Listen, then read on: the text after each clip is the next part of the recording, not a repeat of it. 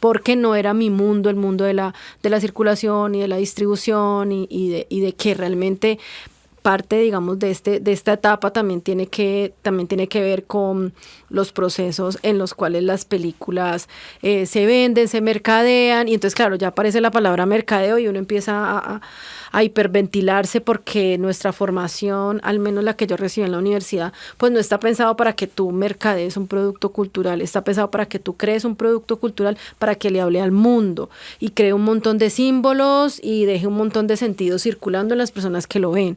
Entonces, claro, tú allí entras en crisis y yo he entrado en crisis como, ok, pero resignificamos también qué es hacer ese mercadeo, qué es comunicar bien, digamos, una película, la parte por el todo, pero las estrategias de comunicación en las que tienes que pensar para que eso sea lo más enganchador posible. El cine es un quehacer de procesos creativos, de encuentros y de gestiones que parecen invisibles cuando estamos frente a la pantalla.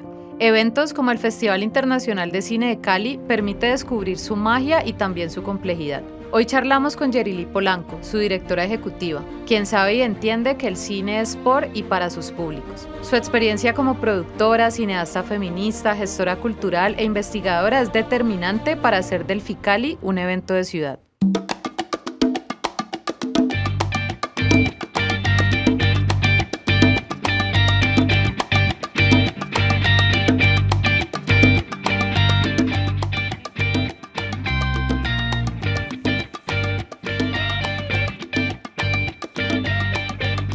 Estamos llegando a la recta final de esta edición especial del Festival Internacional de Cine de Cali y este podcast es un espacio abierto al talento audiovisual y sonoro de la ciudad. Así que hoy le cedemos nuestros micrófonos al equipo de la investigación Festivales Internacionales de Cine en Colombia. Quédense hasta el final. Bueno, Yeri, muchas gracias. Arrancamos por agradecerte este tiempo para hablar con nosotros en el marco de esta investigación sobre públicos y festivales de cine internacional en Colombia. Y vamos a arrancar por conocer la Yeri espectadora.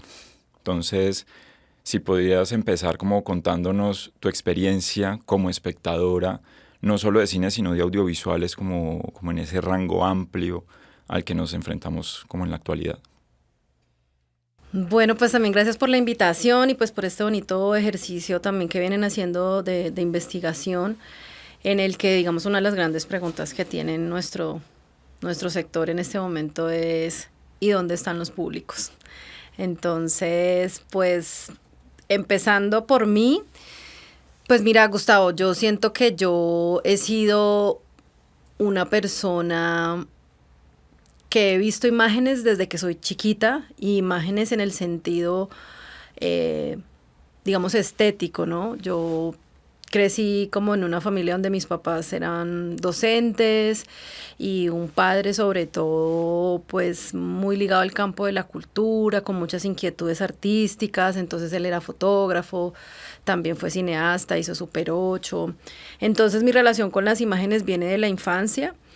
Y de alguna manera, pues siempre estaba viendo como imágenes, ¿no? Pensadas, digamos, desde una clave del arte, ¿cierto?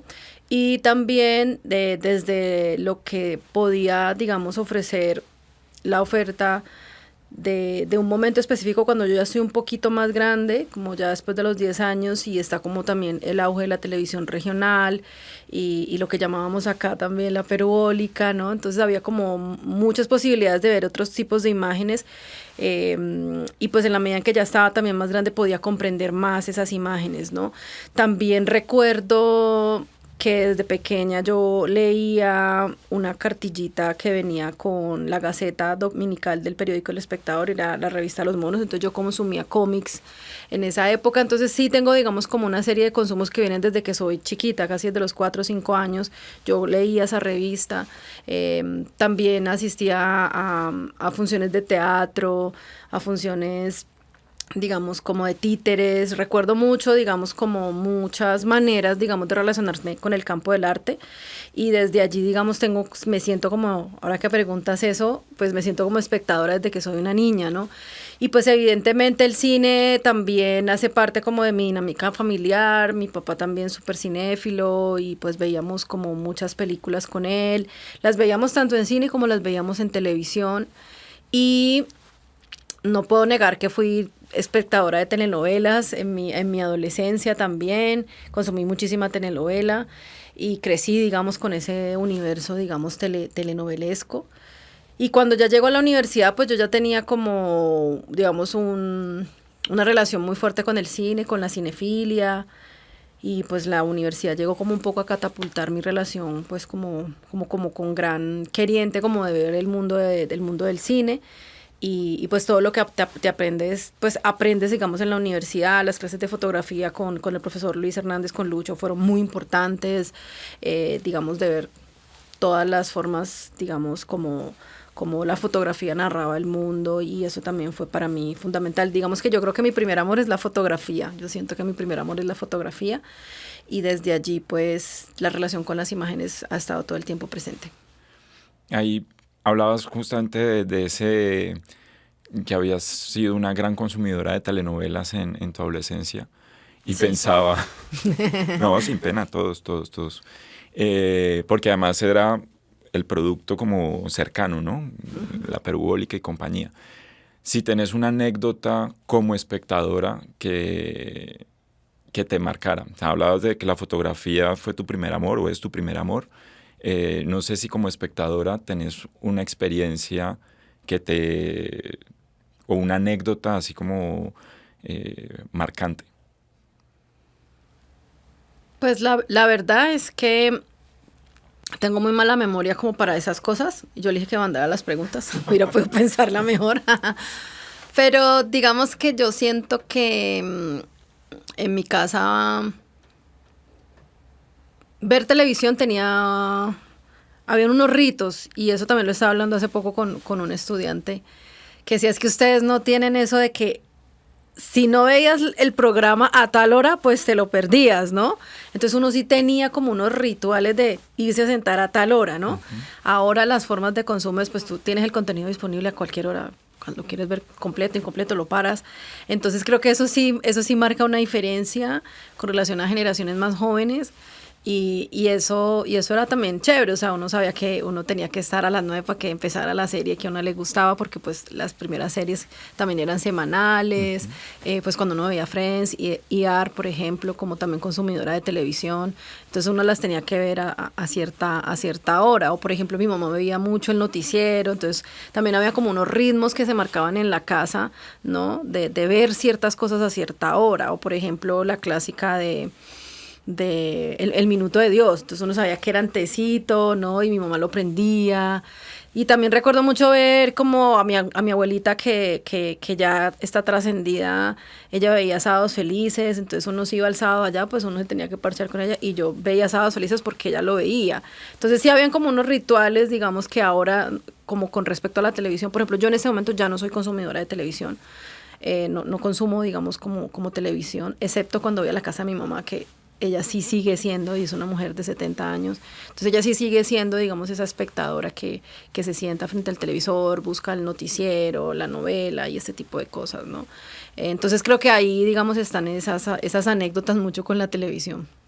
Y muy interesante lo que señalas y que hablabas con tu estudiante de los ritos, ¿no? Hay unos ritmos y hay también unos espacios de encuentro, incluso frente a la televisión, ¿no? Que un poco en la pregunta esta inicial de ¿dónde están los públicos?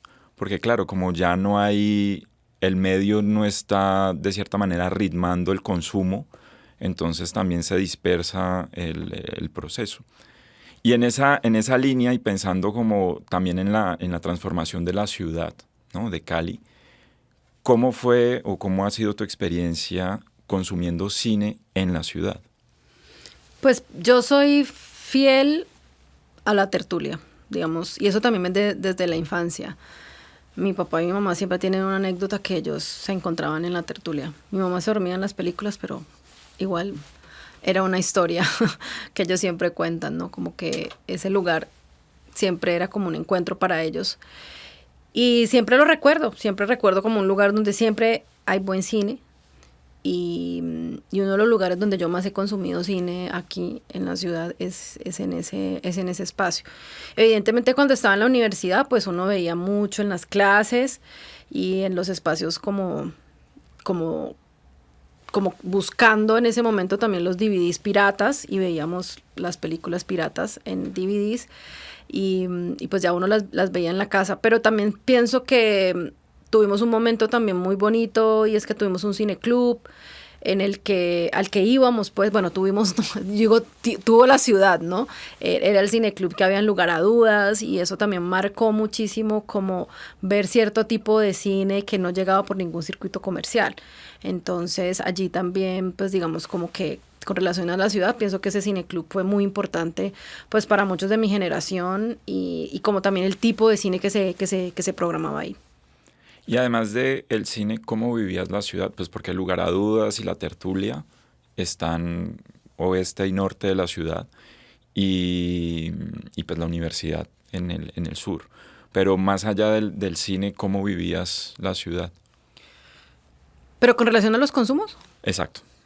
Pues mira, yo he sido muy, muy callejera también por mi papá, o sea, mi papá es como, donde sea que haya que ir a ver lo que hay que ir a ver, pues uno va. Y nunca para mí, nunca se sintió lejos venir a la Tertulia, ni nunca se sintió lejos ir a Lugar a Dudas. Es lejos. De donde yo vivo, sí, porque yo generalmente he vivido toda mi vida en el sur. Pero pues para uno era un parche, a mí me encanta aún hoy en día montar en bus, aunque ya ando en carro. Pero si hay algo que extraño mucho es como andar en servicio público, porque uno ve allí personas de muchas, digamos, formas de ser y estar, ve que escucha a la gente, ve cómo se viste la gente, escucha conversaciones. Entonces yo siempre he disfrutado y en esa época, pues como de la universidad, pues yo andaba todo el tiempo en servicio público, en bus, colectivos. Entonces, para mí también era un viaje. O sea, como que me encantaba también montarme en un bus y atravesarme toda la ciudad y tener ese viaje. O sea, era realmente un viaje súper, súper chévere y nunca lo sentía como lejos. Y también pues uno, cuando está, digamos, sin una dinámica laboral, pues tú no tienes afanes, tienes otros ritmos, entonces pues tú te programas para llegar a una hora y probablemente yo creo que yo me demoraba una hora en atravesar la ciudad en servicio público. Pero pues uno vivía la ciudad de otra manera, por ejemplo, a como la vivo hoy, ¿no? Hoy a veces de pronto me está costando ir más a eventos ahora que hace muchos años, porque ahora la dinámica laboral es absorbente o de pronto uno llega muy cansado y pues ya de pronto no quiere salir y ya tienes la opción de ver lo que quieres verlo. Ay, no, eso luego me lo veo en internet, no pasa nada, ¿no? Entonces a veces creo que también el hecho de que puedas acceder a mucho contenido hace que no salgas tanto, que no vivas tanto la ciudad, ¿no? O que te tengas que programar como con mucho tiempo, listo, este día yo me tengo que desocupar a tal hora para poder llegar al evento, ¿no? Como ese tipo de cosas. Hablabas claro, crecemos y cambian nuestras dinámicas, pero también cambia la ciudad, ¿no? Hay unas dinámicas de ciudad que ya también se vuelven un poco difíciles de sortear. Y en esa transformación, ya entrando como directamente con el festival, ¿cuál es tu primera relación o tu primer vínculo con el Festival Internacional de Cine de Cali? No, pues imagínate, el festival fue en el 2009 y nosotros en el 2009 estábamos con nuestra primera película que era El Vuelco del Cangrejo.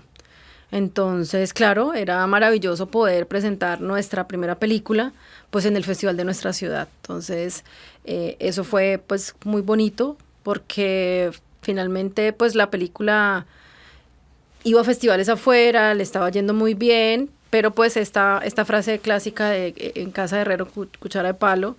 Entonces pues realmente presentarla acá en la ciudad era muy bonito, era muy, muy especial.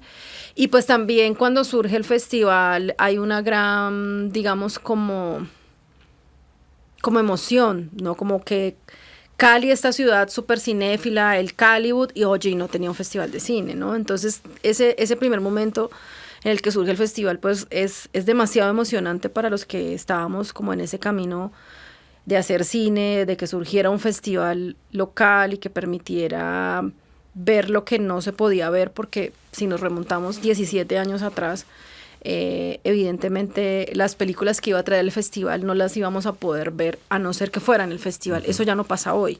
Es mucho más fácil ahorita acceder a los contenidos. Entonces sí, la expectativa era muy alta y pues se vivió también pues como con mucha emoción. O sea, realmente había como una gran efervescencia, decir, el festival, ¿no? Entonces, en ese sentido, pues lo vivimos pues de una manera muy, pues como muy alegre y también muy agradecidos como por poder tener un festival en la ciudad. ¿Te acordás más o menos de la recepción? Porque hablabas de el vuelco y la recepción como internacional. ¿Te acordás así como de la recepción aquí en el marco del festival? No podría como recordar en dónde yo creo que la proyectamos en la tertulia, la verdad, no me voy a acordar, pero sí siento que en términos generales presentar la película es algo que nos llenó como de mucha alegría. O sea, como que estar aquí iba a ser también como muy valioso para el camino, digamos, de la película. En estos 17 años de historia del festival, si nos pudieras contar como la evolución de tu vinculación o de tu relación con el festival, pero además desde esos lugares que has ocupado, que has podido ver que se ha transformado o que ha cambiado al interior del festival. Pues el festival realmente tiene una marca de nacimiento que es haber sido dirigido por Luis Ospina y digamos que él pusiera como todo su enfoque curatorial, ¿verdad? Y eso fue una marca durante 10 años. Y esa marca aún hoy está vigente en muchas cosas que hacemos. Sin embargo, también el festival ha cambiado. Y cambia también porque, pues eso, llegan otras personas, llegan otras administraciones, este es un festival público, entonces tiene también muchas dinámicas que hay que ir adaptando también y que hay que ir como entendiendo muchas veces cómo engranarnos, digamos, con las lógicas de lo que pasa en el sector, ¿no? Entonces, hay cosas que son fundacionales del festival, como tener la sección de cine expandido. Pero hoy en día, por ejemplo, esa sección de cine expandido está cada vez creciendo más, porque Cali ahorita tiene esta denominación de ser una ciudad media arts, entonces se está, digamos, integrando, digamos, unas nuevas formas de producción, unas nuevas lógicas que tienen que ver con unas obras que van para otros formatos como la realidad aumentada, la realidad virtual, obras para Cinedomo, ¿no? Entonces, digamos, está esto fundacional, pero en este momento hay como una nueva, se sigue expandiendo, por decirlo así, como que se sigue expandiendo, ¿no? Sí, porque justamente como lo decíamos al inicio, como que ya no es solo un festival de cine, sino que también empieza a coger estas dinámicas del audiovisual, ¿no? Y estos otros espacios. Y en esa línea, ¿cómo crees que se articula, ya un poco arrancaste por ahí, se articula el festival a la ciudad, o sea, como evento de ciudad? ¿Cómo crees que se produce esa articulación? Bueno, voy a retomar algo que decía en relación, digamos, a esos 10 años donde estuvo Luis, y digamos que esa marca de nacimiento era una marca, digamos, en el sentido también de un momento histórico donde se veían las películas de cierta manera. Y siento que tiene que ver con traer un cine muy, muy de los márgenes, un cine, digamos, como invisible también, un poco Luis le llamaba eso como el cine invisible, lo traemos a este festival, el cine que no tiene cabida en otros festivales, ¿no? Eso ya no es tan así porque en este momento lo que está en las márgenes y lo que no es visible realmente ya no existe, porque todo está realmente tan visible por lo que facilitan, digamos, las plataformas y las redes sociales y todo el mundo del online, que ese discurso, digamos, ya no es posible. Sin embargo, esa marca sigue existiendo en el festival en tanto, digamos, si hay una digamos, un foco, digamos, en traer un cine que estéticamente sea disruptivo, que narrativamente plantee cosas diferentes, digamos, a los cánones de contar una historia en el campo cinematográfico, ¿no? Entonces, ahí, digamos, hay una manera de relacionarse con el sector y siento que también era en ese momento un festival muy de nicho, con relación también al mapa de festivales en Colombia, donde, digamos, el otro gran festival que había, pues es y sigue siendo el Festival de Cine de Cartagena, entonces había una gran diferencia, ¿no? Entonces se vivía el festival mucho para unos cinéfilos y para un sector y se buscaba también desde ese lugar y ese paradigma. Hoy en día siento que está cada vez pensándose mucho más en temas de cómo mediar entre no dejar al sector y dejar de buscar, digamos, esas como siempre buscando lo que no se adapta y lo que no encaja, ¿no? Como que esas películas que también quieren como salirse de los bordes, pero cómo conectar más con el público local, donde tienes que pensar en que vas a llevarlo a un colegio, vas a llevarlo a un proceso comunitario, donde pronto hay unas señoras con mayores de tal edad, o donde vas a llegar a un proceso de un espacio urbano, donde pueden haber desde niños desde bebés, 2 años, hasta una persona de 80 años. Entonces los desafíos, digamos, de esos públicos que son como para todo tipo de público, te obligan, digamos, a pensar en otros criterios curatoriales, que es esto de contenidos para todo tipo de público. Y cuando te vas a esa categoría de contenidos para todo tipo de público, pues, ¿qué queda, no? Entonces el cine, que es el cine animado, y digamos, un poco películas que pueden estar más cerca, digamos, como a historias como de telenovela, ¿no? Como los melodramas, ¿cierto? O incluso películas de comedia o documentales muy expositivos y categóricos, ¿no? Entonces ahí mira que ahí aparece ya esta es otro universo curatorial que no tiene nada que ver con esta marca de nacimiento, digamos, como tal del festival. Entonces ese es como un punto. Pero también hay unas necesidades también, digamos, del sector en el que está como el festival se convierte, digamos, en un articulador de todo el ecosistema. Entonces ahí va a coger mucha importancia lo que también trae el festival muy de su proceso fundacional, y es, digamos, tener un seminario de investigación, ¿cierto? Tener un componente de industria y pues siempre, digamos, empezar y estarse conectado con los públicos y con los sectores que hacen cine y video comunitario. Entonces, pues allí hay siempre unos desafíos grandes para el festival, como tratar de articular todas las formas de hacer cine y todas las formas también de verlo. Te me adelantaste una pregunta que es justamente los retos a los que te enfrentas ahora en el cargo que ocupas en la dirección ejecutiva del festival. Y no sé si de pronto respondiendo, aunque ya lo has anticipado respondiendo a esta pregunta, nos podrías contar también de esos primeros vínculos, ya no como espectadora, sino como parte del equipo del festival, en los principios, digamos, trabajando al lado de Luis Ospina y como la transformación también del equipo de trabajo. Bueno, yo incluso antes de trabajar en el 2018, que fue el año en el que yo entro a trabajar en el festival, yo antes ya había sido curadora de las secciones de cortometraje como en 2 ocasiones. Entonces como que ahí hice como mis primeros pinitos y como de ver cortos y seleccionar y tal. Entonces como que ve tan chévere. Como que ahí hubo como un primer momento. Y pues en el año 2018 digamos que ya soy invitada a poder, digamos, hacer parte del equipo y ser como la asistente de primera línea, digamos, de Luis en la dirección artística.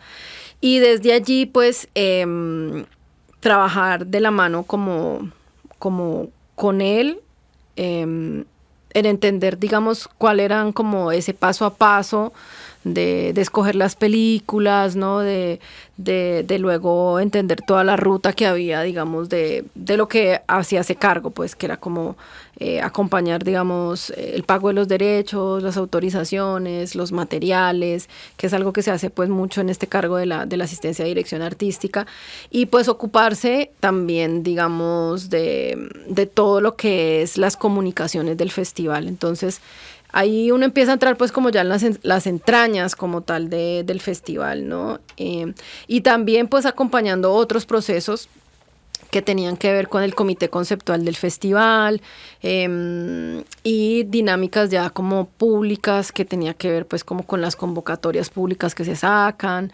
Entonces ahí yo estuve pues esos 2 primeros años hasta que fallece Luis, que es el 2018-2019.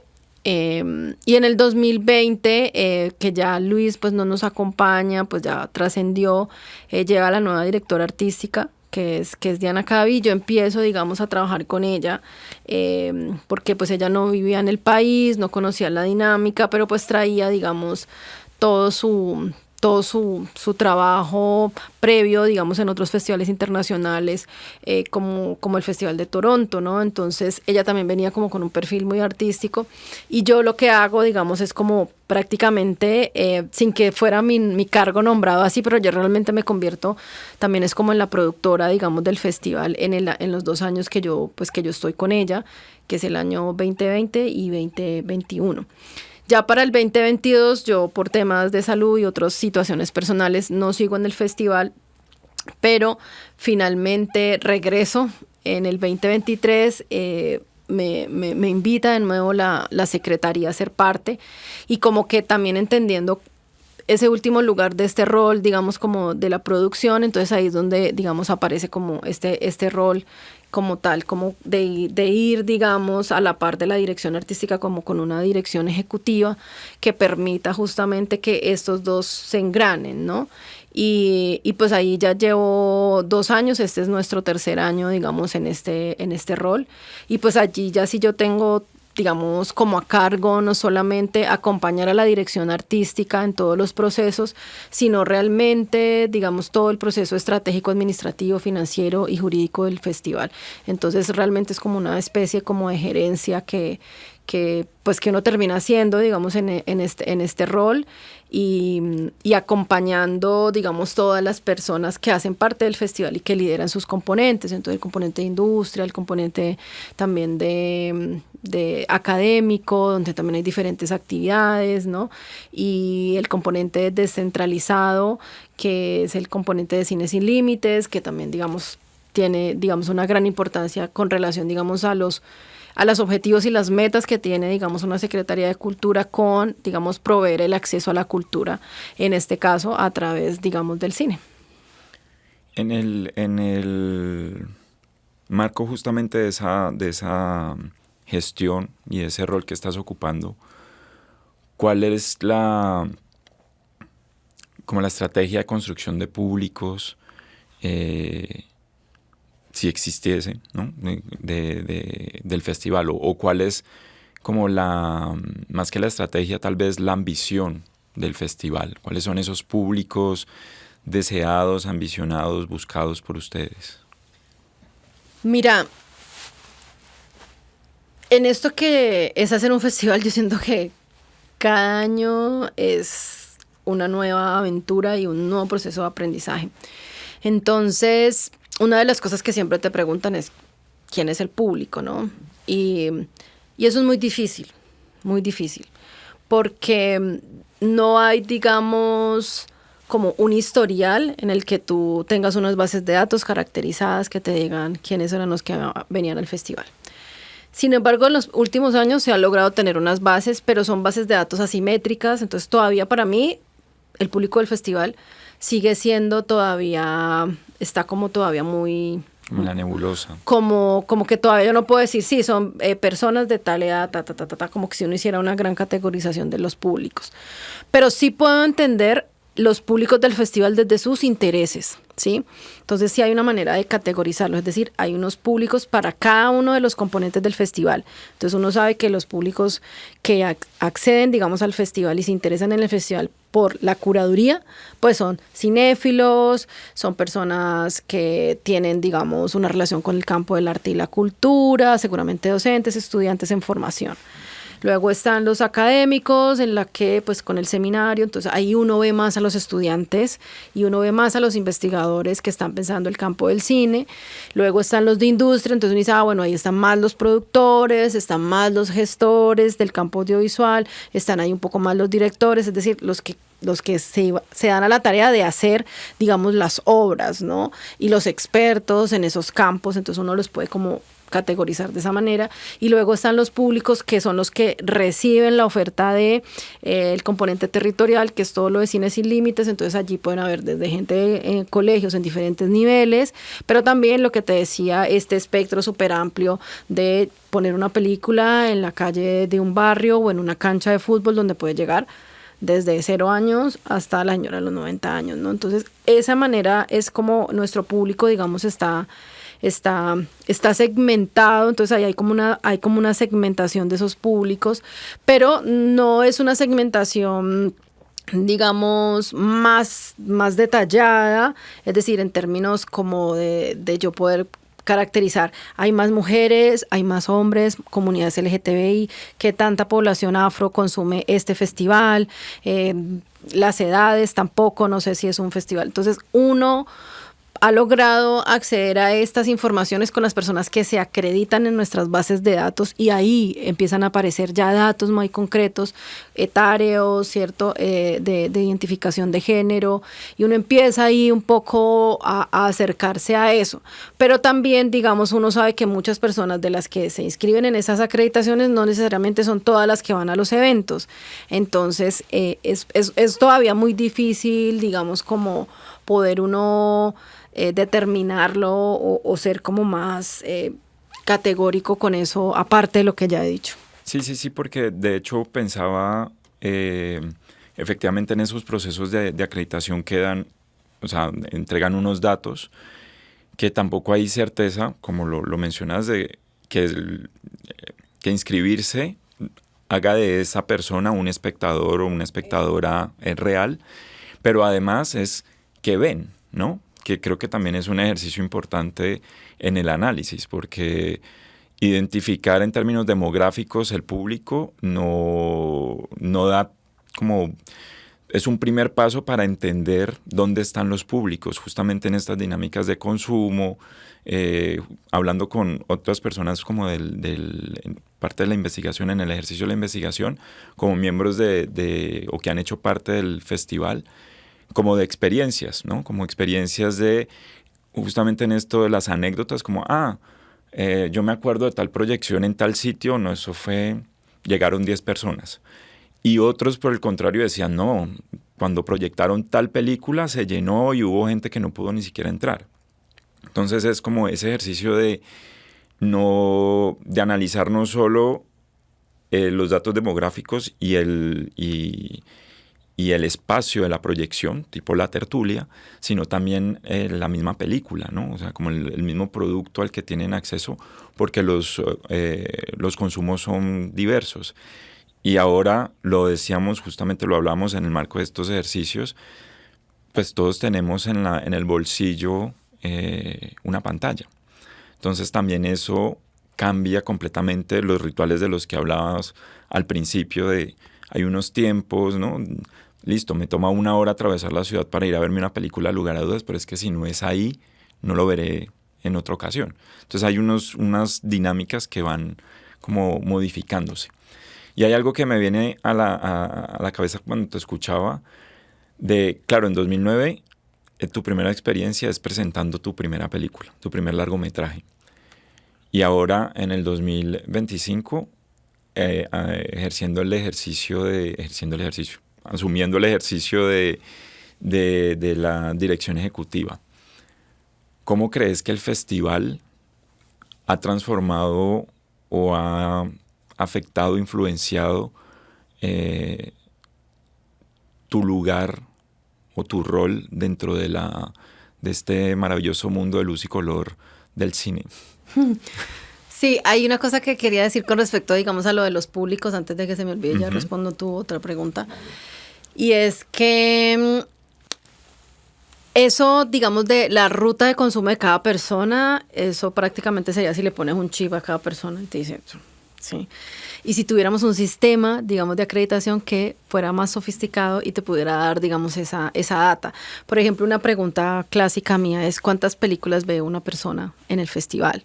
Entonces, hay gente que dice, no, yo me metí a 3 días, me metí todo el día hoy en la tertulia y fui ayer y voy a ir mañana, ¿no? Entonces uno dice, bueno, esa persona se vio 6, pero puede ser que haya una persona que nomás se vea una. Entonces ese, por ejemplo, es una pregunta que a mí siempre me ha saltado. ¿Qué tanto las personas se meten en modo festival y entran, digamos, como en ese tobogán de 6 días, donde hay una cantidad de eventos, ¿no? Entonces... y que lo que decías ahora, que el festival no son solo las películas. Exacto. Entonces también es como, listo, yo me quisiera ver todas estas películas, pero resulta que hay esta conferencia o hay esta masterclass. Entonces también es como complicado entender los públicos del festival en esas dinámicas diversas. Totalmente, digamos que eso también porque yo he sido espectadora en otros festivales y uno tiene también esas rutas, ¿no? Entonces esa pregunta, pero ya haciéndomela desde el otro lado, digo, uy, qué difícil es que yo pudiera saber a qué va todo el mundo, ¿no? Pero eso también tiene que ver con que no hay un sistema, digamos, adecuado para, digamos, poder medir eso mejor, ¿no? Pero sí que sería importante poder conocer mejor eso. Ahora hay ciertos eventos que tienen un control más como con decir quiénes eran. Entonces, por ejemplo, los eventos académicos, porque son más pequeños, son grupos de 10 a 20 personas, tú los puedes controlar mucho más o los puedes conocer mucho más que en las películas que ya entran 100, 150 personas, 200 y dependiendo, digamos, del tipo de película que sea, ¿no? Entonces, ahí también, digamos, no es tan tangible, quiero decir, no es tan tangible. Entonces, quería como de cerrar con esa pregunta, de esas rutas también de consumo que me parece fascinante. Y ya con respecto, digamos, a ese tránsito por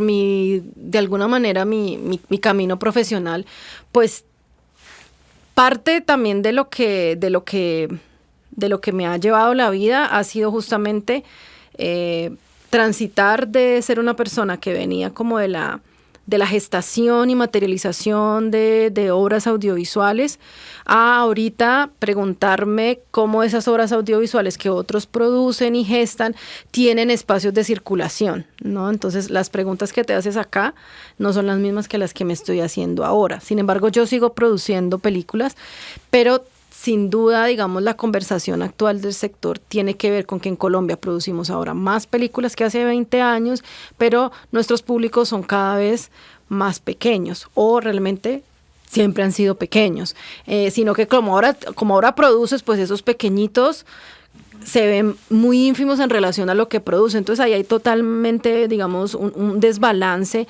y una gran pregunta que hay en el sector, ¿no?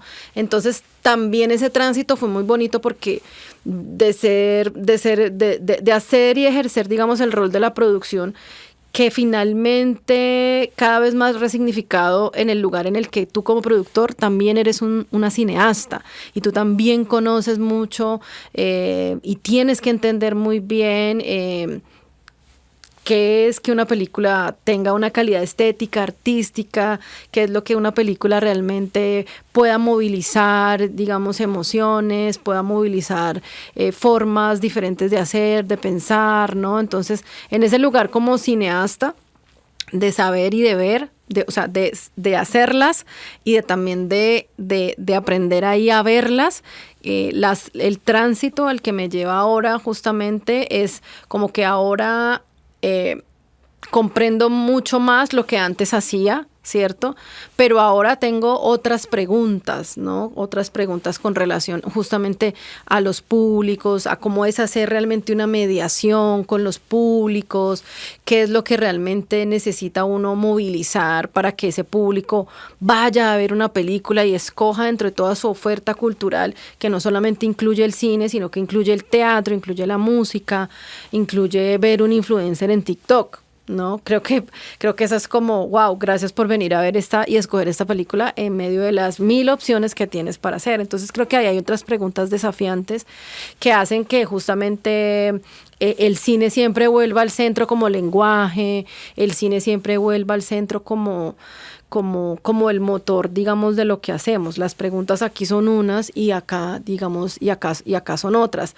Pero también me ha ayudado a entender cosas que cuando estaba produciendo yo no entendía, porque no era mi mundo, el mundo de la circulación y de la distribución y de que realmente parte, digamos, de esta etapa también tiene que ver con los procesos en los cuales las películas se venden, se mercadean, y entonces, claro, ya aparece la palabra mercadeo y uno empieza a hiperventilarse porque nuestra formación, al menos la que yo recibí en la universidad, pues no está pensado para que tú mercadees un producto cultural, está pensado para que tú crees un producto cultural para que le hable al mundo y cree un montón de símbolos y deje un montón de sentido circulando en las personas que lo ven. Entonces, claro, tú allí entras en crisis y yo he entrado en crisis como, ok, pero resignificamos también qué es hacer ese mercadeo, qué es comunicar bien, digamos, una película, la parte por el todo, pero las estrategias de comunicación en las que tienes que pensar para que eso sea lo más enganchador posible y empezar, digamos, a crear esto que se llama el contenido de valor. Entonces, las preguntas también nunca deja de ser desafiante, pero son diferentes. En esa línea, porque usaste o evocaste el concepto de mediador, ¿crees que los festivales o consideras que el festival es un mediador? ¿O cuál sería el rol del festival de cine? Sí, es que cuando pensamos, digamos, en el ejercicio de la mediación cultural o una mediación en un museo, una mediación, digamos, después de ver una película, es como tú detonas preguntas en ese en ese que acaba de ver una película y cómo ese que acaba de ver una película puede generar preguntas, ¿no? Entonces, eso siempre es un desafío, ¿no? Entonces, hay ejercicios muy estructurados, otros no que no sean estructurados, sino que también son más sencillos. Entonces, yo recuerdo mucho cuando trabajaba en la Cinemateca, en la tertulia, que eso igual a hoy se sigue haciendo. Entonces se sacaba una película, invitaron al director, entonces uno abre una conversación y esa conversación intenta un poco que el espectador que esté allí entienda de dónde a ese humano que invirtió 8 o 10 años de su vida haciendo una película, de dónde la hizo, por qué la hizo, para qué la hizo, cuál está, para que el otro también digamos, pueda ver más allá de la obra en una pantalla como que le generó y le suscitó las emociones que le haya suscitado ahí, se vaya con más preguntas, pero eso siempre es algo que tú nunca lo vas a saber, porque tú estás ahí en una conversación y tú empiezas a hablar y luego les dice, bueno, pregunten ustedes, comentarios, y siempre hay un tiempo muerto, un silencio. Y entonces yo siempre hago el chiste, bueno, no todos a la vez, pero no es fácil porque finalmente... Estás digiriendo también la obra, ¿no? Claro, acabas de ver la obra, pero también no es una práctica común en otras salas, no es que siempre que se acabe la obra, en cualquier sala de un múltiplex tú vas a ponerte a hablar de la película, ¿no? Y no te vas a poner a hablar de la película también en cierto, digamos, mood intelectual, porque esa conversación tiene ahí a quien hizo la película, ¿no? Y habla mucho, digamos, de esa carpintería, de las decisiones artísticas que se tomaron. Entonces, pues, no termina siendo una mediación tan fácil, pero sí es como sencilla en el sentido de generar simplemente una pregunta y abrirla. Pero hay otras metodologías, si tú ya estás trabajando con determinadas poblaciones, con determinado tipo de películas, y estas metodologías son las de producción y distribución de impacto, que ha sido, digamos, una metodología que he tenido la oportunidad de conocer, y entran, digamos, ya en profundidad a trabajar, digamos, las temáticas, sobre todo cuando son temáticas, digamos, de problemáticas sociales. Entonces, ahí hay otras estructuras, ¿no? Y se tiene unos objetivos muy, muy puntuales. Entonces, eso es eso es un gran espectro, pero siempre siento que que es muy difícil luego que tú puedas conocer qué le generó a esa persona, el que no habló o el que habló y que después pensó en la película a los 10, 20 días o después, años después, y se acuerde de esa conversación. Hay cosas que tú nunca vas a poder acceder a ellas, o sea, que son como, sí, ahí sí es como agua en las manos. Sí, como que el ejercicio de la mediación es a lo mejor formular la pregunta detonante, pero no necesariamente atender la respuesta, pues por los tiempos que toma justamente todo el proceso. Sí, no, para nada, es abrir una conversación. Creo que es como abrir una conversación y esa conversación queda abierta, tanto allá como acá. A mí me pareció interesante, pues como curioso que arrancaste con ¿y dónde están los públicos? Que eso es una pregunta que yo siento que también le da valor tanto a la investigación como al ejercicio que hacen como en los diferentes festivales. Entonces no sé cómo, sí, qué preguntas desde este ejercicio que estás asumiendo como una de las cabezas y de las líderes del festival, ¿qué preguntas tienes o te surgen alrededor de esta idea de los públicos, ¿no? Que ahora en plural?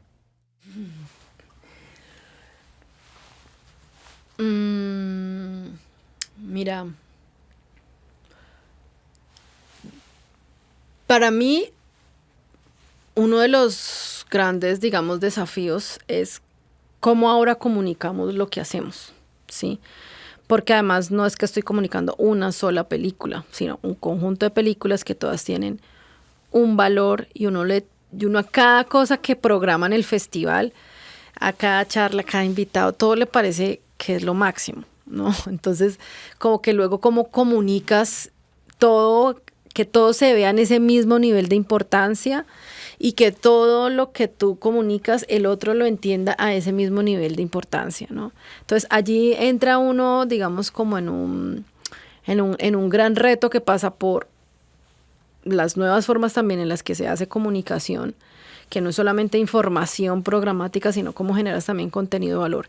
Y eso es muy difícil cuando tienes tanto contenido. Entonces, para mí uno de los desafíos ahora, y lo hemos estado hablando también con Alejandro, es tal vez tengamos menos actividades, menos películas, entonces, para que podamos tener más público y nuestros eventos estén más nutridos de público, y eso nos permita, digamos, también entender que cada vez más lo que vamos a programar es lo mejor de lo mejor de lo mejor, ¿no? Entonces uno ya tiene lo mejor de lo mejor, pero es lo mejor de lo mejor de lo mejor. Y ese de alguna manera pues también es como una aberración, diría yo también, de hacer un festival, ¿no? Porque también eso es pretencioso, eso es ambicioso, pero sabemos que es lo que nos mueve, digamos, justamente, y en estos momentos, en la manera como se consume, eso es muy desafiante para poder, digamos, que los públicos puedan llevar y que sepas, bueno, esto no es tan exclusivo, bueno, ya lo puede encontrar en la plataforma o lo va a encontrar en 2 meses. Entonces, ¿qué hace la diferencia? Sabiendo que vas a poder acceder al contenido o antes o después, muy rápidamente. Entonces, ¿qué va a hacer la diferencia? Entonces, ahí el concepto de experiencia, de el festival como experiencia, es lo que cada vez está tomando más fuerza, ¿no? Como que realmente tú vas a un festival, a una experiencia de encuentro, vas a una experiencia de pensar en conjunto, vas a una experiencia de sencillamente poder tener un nuevo ritual, que es ir a ese encuentro, ¿no? Y cómo crear esos nuevos rituales de que tú esperas que pase, que llegue ese festival, porque sabes que ahí vas a tener una experiencia muy valiosa con el otro, con el mismo cine, con lo que programaron, con conocer nuevos autores, nuevas autoras, nuevos artistas y las cosas que está produciendo, digamos, el mundo. Entonces, pues desde allí creo que esa es como la gran pregunta, ¿no? Bueno, muchas gracias. Interesante y importante ese ejercicio de, claro, cerrar, ¿no? Que además, como lo señalabas, es una tarea muy compleja porque siempre en la selección pues hay que descartar, ¿no? Entonces es como qué tanto de lo que queda ahora sí que en la periferia o en el margen qué tanto entra y qué tanto sale en esa idea o en ese proyecto de construir la experiencia festival. Entonces, muy interesante. Muchas gracias. No, gracias a ti Yeri, por la conversación. Este episodio fue realizado en colaboración con la investigación Festivales Internacionales de Cine en Colombia, identidad y vínculos con los públicos locales en los procesos de creación, desarrollo y fidelización de audiencias, y gracias al apoyo del Festival Internacional de Cine de Cali. Si te gustó este episodio, apóyanos con 5 estrellas, una reseña o compartiéndolo en tus redes sociales. Takechima Podcast es una producción de Estudios Takechima bajo la dirección de Jaime Tenorio. Está disponible en YouTube, Spotify, Apple Podcast y demás plataformas de audio. Comité conceptual: Ángela Trejos Collazos, Carlos Jair Guasá Caicedo, Juan David Hernández Caviedes. Dirección y producción: Ángela Trejos Collazos. Investigación: María Alexandra Marín, Gustavo Suárez. Dirección de sonido: Carlos Jair Guasá Caicedo. Dirección de fotografía y montaje: Camilo Marulanda. Asistente de fotografía: Angie Cambino. Grabación, mezcla y musicalización: Sebastián Ortiz Castro. Asistencia de sonido: Luis Eduardo McCormick. Sebastián Villegas, Mateo Incapié. Community Manager: Natalia Araconas. Diseño gráfico: Michel Morales. Estudios Takechima es una unidad administrativa especial adscrita a la Secretaría de Cultura. Alcaldía de Santiago de Cali, 2025.